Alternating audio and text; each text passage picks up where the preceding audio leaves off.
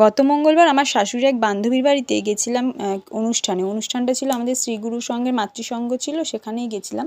এখানে দেখো আমার ছোটো ছেলে ঘুমোচ্ছে, ও ঘুমন্ত অবস্থায় নিয়ে গেছিলাম, তো রাস্তায় যেতে যেতে ঘুমিয়ে পড়েছিল। আর এখানে দেখো ওদের বাড়িটা নতুন করেছে, তো বারান্দাটা বেশ সুন্দর, বারান্দা থেকে ভিউটাও বেশ সুন্দর লাগছিলো, আমি এখানেও একটু তুললাম। আর ওখানে আমার শাশুড়ি সকাল থেকেই ছিল, আমরা বিকেলের দিকে গেছিলাম, কারণ ছোটো বাচ্চা নিয়ে অত ভিড়ের মধ্যে তো মানে বাচ্চাটারও খুব প্রবলেম হবে। এখানে দেখো আমার বড়ো ছেলে বসে আছে, আর যাদের বাড়ি গেছিলাম তাদের বাড়ির ওই বাচ্চা মেয়েটা, এখানে সবাই বসে বসে ওরা খেলা করছে। আমার মার কাছে আমার ছোটো ছেলে বসে আছে, আর আমি একটু ওদিকে গেছিলাম। তো যাই হোক, এখানে আমি যখন গেছি তার কিছুক্ষণ পরেই পুজো শেষ হয়ে গেছে। তারপর সব এদিকে দেখো সবাইকে প্রসাদ দেওয়া হচ্ছে, সবাই প্রসাদ নিয়ে বেরিয়ে যাবে। আমি যে ওনাদের যে ঠাকুরঘর, সেটা আমি এখনও তুলতে পারিনি আর কি, এমনি নম করে এসেছি।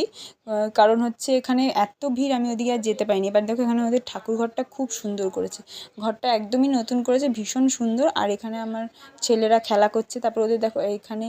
তারপরে আমরা কিছুক্ষণ থেকে প্রসাদ খেয়ে আমরা বাড়ি চলে এসেছিলাম। এখানে দুষ্টু একটু খেলা করছে, ওই বাচ্চা মেয়েটার সঙ্গে খেলছিল, তারপর ওর কিছু খেলনা নিয়েও খেলা করছিল। তো যাই হোক, এখানে দেখো আমরা প্রসাদ খাচ্ছি, এরপর আমরা প্রসাদ খেয়ে সবাই মিলে তাড়াতাড়ি সন্ধ্যের মধ্যেই বাড়ি চলে এসেছিলাম, কারণ বেশি দেরি করিনি। তো চলো।